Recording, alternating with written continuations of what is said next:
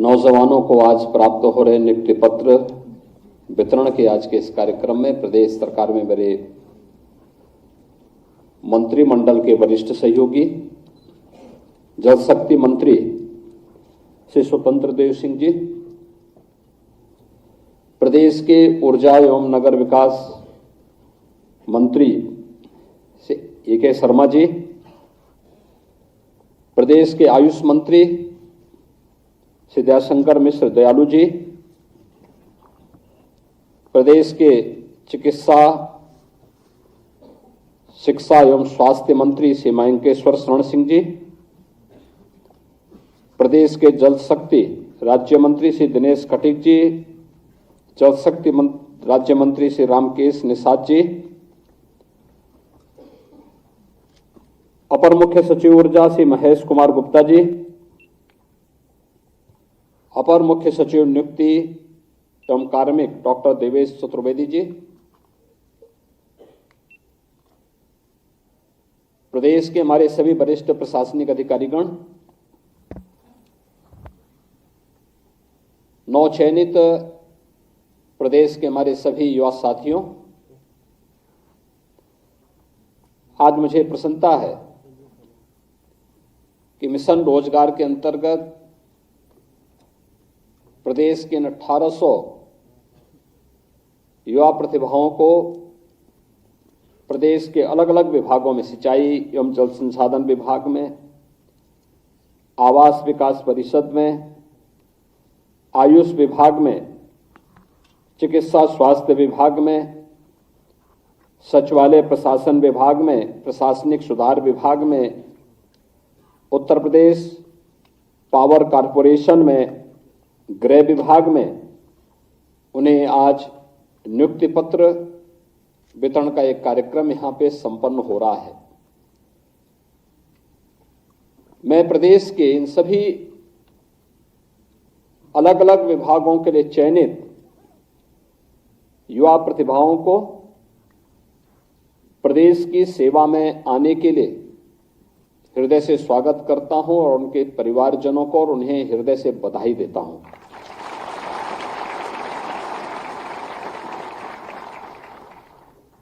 हम सब जानते हैं कि प्रधानमंत्री मोदी जी का जो विजन है वही हम सब का और डबल इंजन सरकार का मिशन भी है। स्वच्छता एवं पारदर्शी तरीके से हर नौजवान को उसका अधिकार प्राप्त हो सके, सरकार इसके लिए पूरी प्रतिबद्धता के साथ कार्य कर रही है और उसी का परिणाम है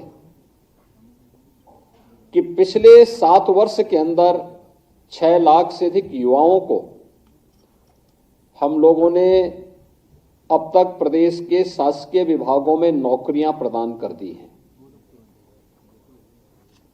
नियुक्ति की प्रक्रिया सभी आयोग और बोर्डों के माध्यम से निरंतर जारी है। एक तरफ सरकारी विभागों में पूरी शुचिता और पारदर्शिता पूर्ण तरीके से नियुक्ति की प्रक्रिया को संपन्न किया जा रहा है, वहीं प्रदेश के अंदर नौकरी और रोजगार की नई संभावनाओं के लिए भी डबल इंजन की भारतीय जनता पार्टी की सरकार ने जो प्रयास प्रारंभ किए थे, आज उसके सार्थक परिणाम हम सबके सामने देखने को मिल रहे हैं। प्रदेश में सुरक्षा और कानून व्यवस्था की बेहतर स्थिति का परिणाम कैसे होता है, यह आज हम सबके सामने है। जब हम लोग देखते हैं कि जिस प्रदेश में कोई निवेश नहीं करना चाहता था, उस प्रदेश में देश भी और दुनिया भी आज निवेश करने के लिए आ रही है। आपने अभी पिछले दिनों देखा होगा, गत सप्ताह ही प्रधानमंत्री जी ने 10,24,000 करोड़ रुपए के निवेश के प्रस्तावों को जमीनी धरातल पर उतारा था, यानी उनका शिलान्यास का कार्यक्रम संपन्न हुआ। ये 10,24,000 करोड़ रुपए के निवेश के प्रस्ताव का जमीनी धरातल पर उतरने का मतलब आप जानते हैं? 34 लाख से अधिक नौजवानों को सीधे सीधे नौकरी। ये 34 लाख लोग पहले कहां जाते थे? देश के अंदर जाता था, कोई तमिलनाडु जाता था, कोई आंध्र प्रदेश जाता था। आज कहीं जाना नहीं है, बल्कि अपने ही राज्य में वह निवेश हो रहा है, अपने ही राज्य में उसको नौकरी मिलेगी। यह एक संभावना प्रदेश के अंदर तैयार कर दी गई। जब हम लोग ग्लोबल इन्वेस्टर समिट किए थे फरवरी 2023 में, तो हमें 40 लाख करोड़ रुपए के निवेश के प्रस्ताव प्राप्त हुए। पूरी दुनिया देख रही थी एक यूपी में क्या हो गया, इतना पैसा आ रहा है। थोड़ी भी शासन प्रशासन की कार्य पद्धति बदल जाए, ईमानदारी पूर्ण तरीके से वो कार्य करना प्रारंभ कर दे, तो कैसा सर्वांगीण विकास के रास्ते खुलते हैं। निवेश आ रहा है, इंफ्रास्ट्रक्चर। आज के दिन पर उत्तर प्रदेश में जितना कनेक्टिविटी के लिए 4 लेन की कनेक्टिविटी हो, एक्सप्रेस हाईवे का हो, रेलवे का हो, एयर कनेक्टिविटी का हो, वाटरवे का हो, जितना बेहतर कार्य यूपी के अंदर हो रहा है, अन्यत्र देखना कठिन है। इस इंफ्रास्ट्रक्चर का लाभ भी उत्तर प्रदेश के अंदर मिल रहा है। गांव गांव में विद्युतीकरण का कार्य हो रहा है, नए सब स्टेशन लग रहे हैं, नए जनरेशन प्लांट लग रहे हैं, विद्युत की अधिक से अधिक आपूर्ति देने की कार्रवाई हो रही है, नए नए तरीके से लोगों के जीवन में परिवर्तन लाने के कार्य हो रहे हैं। ये सभी कार्य समयबद्ध तरीके से आगे बढ़ाने का कार्य हो रहा है। इंफ्रास्ट्रक्चर के साथ साथ सरकार ने तकनीक का उपयोग करते हुए बेहतर व्यवस्था प्रदेश के अंदर तैयार की, खासतौर पर गरीब कल्याण के क्षेत्र में भी। पहले लोगों को सुविधा नहीं मिल पाती थी। पिछले 7 वर्ष में डबल इंजन सरकार आने का परिणाम किस रूप में लोगों को प्राप्त हुआ? बिना भेदभाव के लगभग 56 लाख गरीबों को एक एक मकान मिल गया। अनुमान करिए, पहले 1 मकान 2 मकान नहीं मिल पाता, 56 लाख लोगों को डबल इंजन सरकार ने मकान उपलब्ध करवा दिया। 23 लाख हेक्टेयर भूमि में अतिरिक्त सिंचाई की सुविधा दे दी।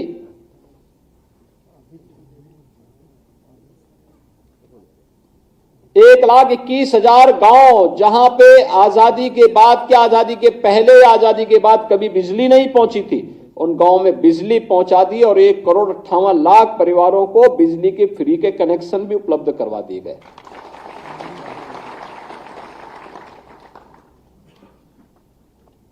गांव गांव में न्याय पंचायत स्तर पर, ब्लॉक स्तर पर हेल्थ एंड वेलनेस सेंटर बनाए जा रहे हैं। जिस उत्तर प्रदेश ने 1947 से लेकर के 2017 तक केवल 12 गवर्नमेंट मेडिकल कॉलेज देखे थे, आज उत्तर प्रदेश सभी 75 जनपदों में मेडिकल कॉलेज बनाने के लिए पूरी प्रतिबद्धता के साथ काम कर रहा है। ये परिवर्तन, यही परिवर्तन। महिला सशक्तिकरण की दिशा में जो प्रयास होने चाहिए थे, उसके सार्थक परिणाम आ रहे हैं। आज उत्तर प्रदेश की हर बहन और बेटी अपने आप को सुरक्षित महसूस करती है। युवा के मन में एक नया उत्साह है, किसान खुशहाल है, हर एक तबके को बिना भेदभाव के शासन की योजना का लाभ प्राप्त हो रहा है।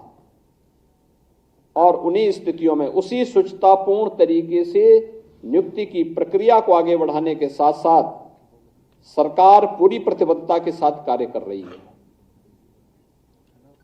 हम लोगों ने पहले दिन से संकल्प लिया था कि नियुक्ति की प्रक्रिया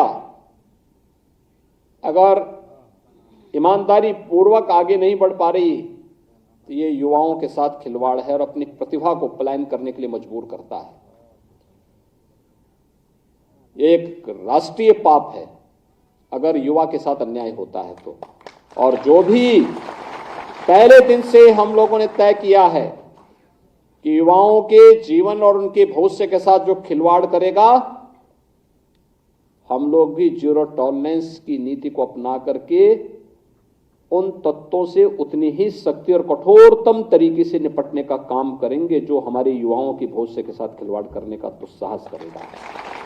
और सरकार ने जो कार्रवाई प्रारंभ की है, प्रारंभ में भी की थी, अब फिर एक बार और कार्रवाई हम लोग करने जा रहे हैं ऐसे लोगों को खिलाफ। क्योंकि हम लोग तकनीक का उपयोग करते हैं तो हम लोगों के समान ही वे तत्व भी तकनीक का उपयोग करने लगते हैं। कभी कभी मैं सोचता हूं कि अगर वे लोग भी अगर सकारात्मक सोच रखते तो संभवतः गलत काम नहीं करते, अच्छी दिशा में आगे बढ़ते, खुशहाल का जीवन व्यतीत करते। लेकिन अब वे न घर के रहेंगे न घाट के रहेंगे, क्योंकि अब तो सरकार जब अपनी कार्रवाई कर रही है तो बहुत बड़ी कार्रवाई हम लोग ऐसे तत्वों के खिलाफ करेंगे जो युवाओं के भविष्य के साथ खिलवाड़ करेंगे।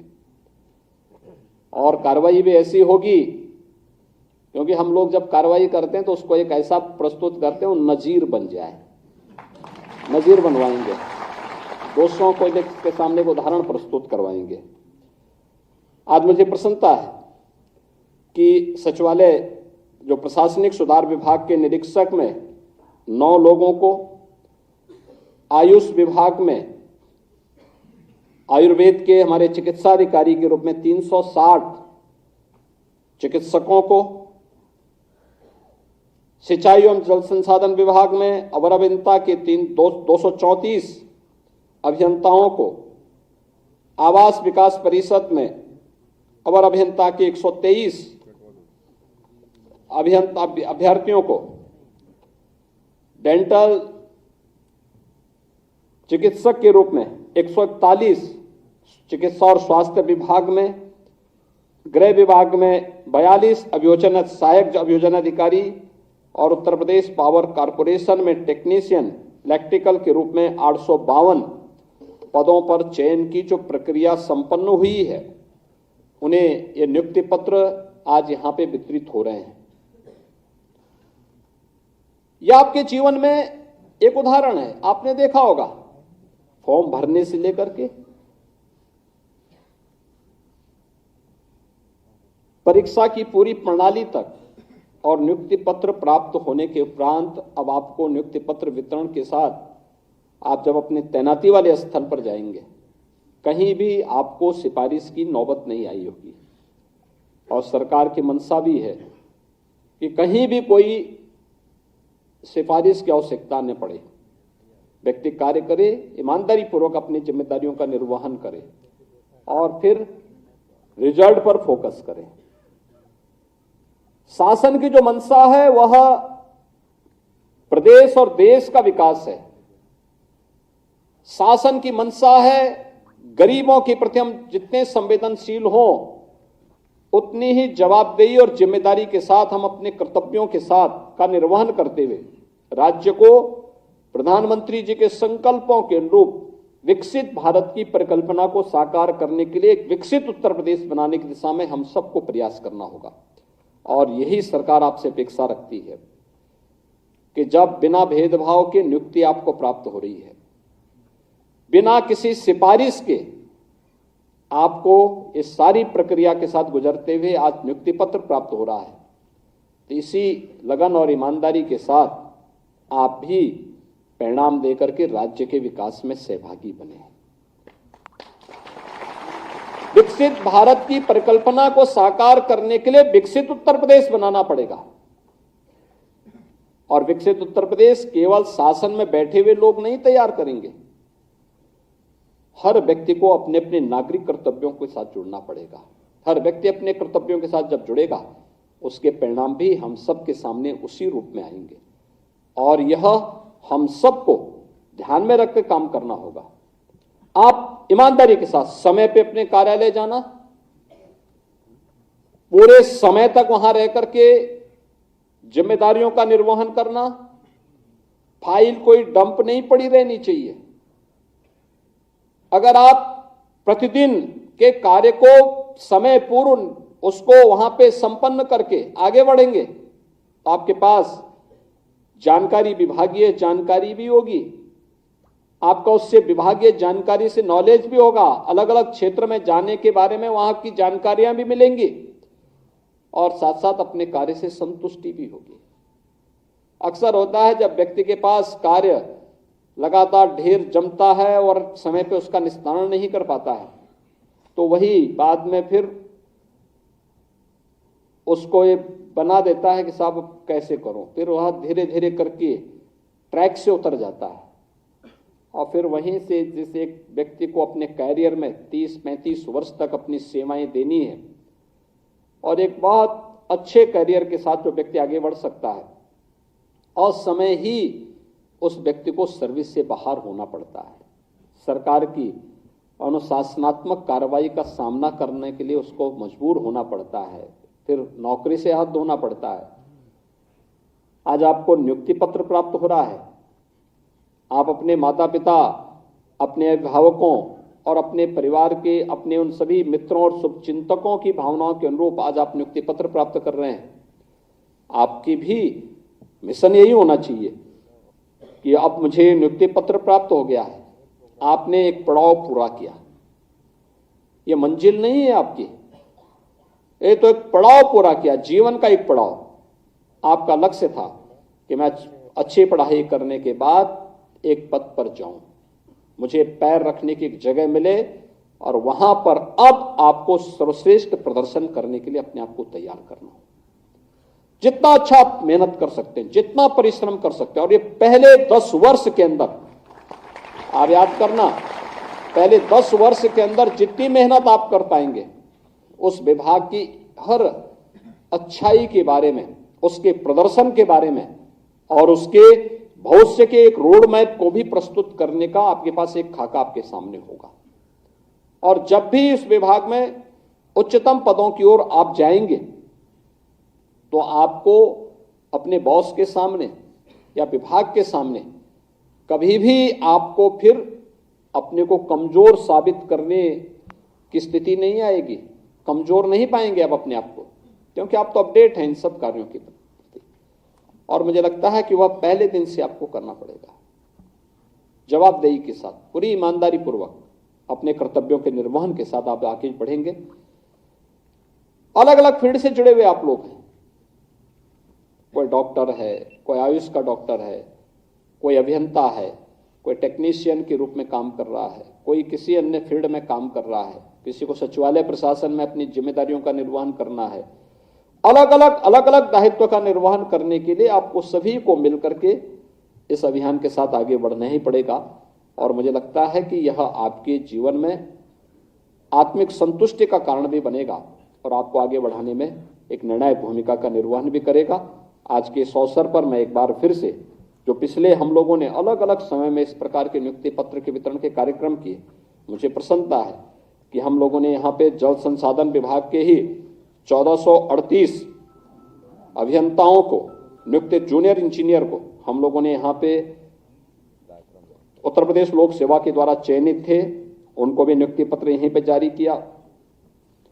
प्रवक्ता और सहायक अध्यापक के माध्यमिक शिक्षा के थे 436 को, इनको 2021 में हम लोगों ने नियुक्ति पत्र प्रदान किया।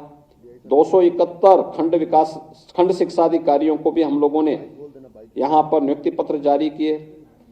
49 उप जिलाधिकारियों को, 110 नायब तहसीलदारों को, 31,277 सहायक अध्यापक बेसिक शिक्षा को, 1160 इसमें डिप्टी कलेक्टर थे, बीएसए थे, वरिष्ठ प्रवक्ता थे,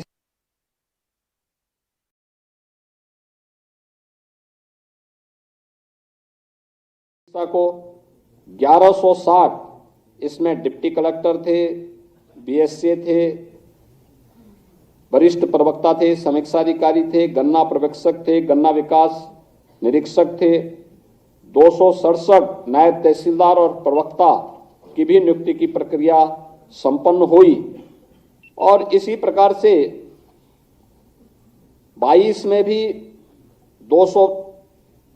332 आबकारी कांस्टेबल का, 1354 स्टाफ नर्स का, 431 वरिष्ठ प्राविधिक सहायक कृषि सेवा से जुड़े हुए थे। 9055 सब इंस्पेक्टर को हम तैनाती से पहले दे चुके हैं। 496 उत्तर प्रदेश लोक सेवा द्वारा आयोजित जो पीसीएस के 9 चयनित अधिकारी थे उनको, 795 विभिन्न विभागों में 9 चयनित अधिकारी और कर्मचारी थे उनको, 7182 एएनएम को भी नियुक्ति पत्र मुझसे पहले यहां पे प्रदान कर चुके हैं। उप निरीक्षक, सहायक उप निरीक्षक के भी 1148 को हम लोगों ने यहां पे नियुक्ति पत्र दिया। 277 आरक्षी जो कुशल खिलाड़ी थे, यानी उत्तर प्रदेश ने अपने खिलाड़ियों को भी नियुक्ति पत्र देना प्रारंभ किया है। अभी आपने देखा होगा एशियन गेम में और ओलंपिक में जिन्होंने उत्तर प्रदेश के खिलाड़ियों ने गोल्ड मेडल जीते थे, उन्हें हमने सीधे डिप्टी एसपी बनाया। 500 खिलाड़ियों को जिन्होंने इंटरनेशनल नेशनल गेम्स में मेडल प्राप्त किए थे, उन्हें भी हम लोगों ने प्रदेश की शासकीय सेवा में अलग अलग दायित्वों को देकर के उन्हें शासकीय सेवा में लिया है। ऐसे इसमें 277 पुलिस सेवा में लिए गए थे, 510 समीक्षाधिकारी और समीक्षाधिकारी के वरिष्ठ सहायक के रूप में भी लिए थे। 2023 में 400 ऐसे समीक्षाधिकारियों का चयन किया गया। 1573 एएनएम इनको भी चयन किया गया। फिर 233 कुशल खिलाड़ी कोटि के अंतर्गत चयनित उत्तर प्रदेश भर्ती बोर्ड में भी हम लोगों ने इनको लिया। 240 कनिक सहायक को, 393 होम्योपैथिक फार्मासिस्ट को और 242 सहायक बोरिंग टेक्नीशियन नमामि गंगे परियोजना के अंतर्गत इन्हें लिया गया। 2468 सहायक आचार्य, स्टाफ नर्स, आयुष चिकित्सक का भी चयन किया गया। यानी कुल मिलाकर के हमने पिछले 1-1.5 वर्ष के अंदर 62,000 से अधिक ये सरकारी नियुक्ति फिर से उत्तर प्रदेश के युवाओं को प्रदान किया है।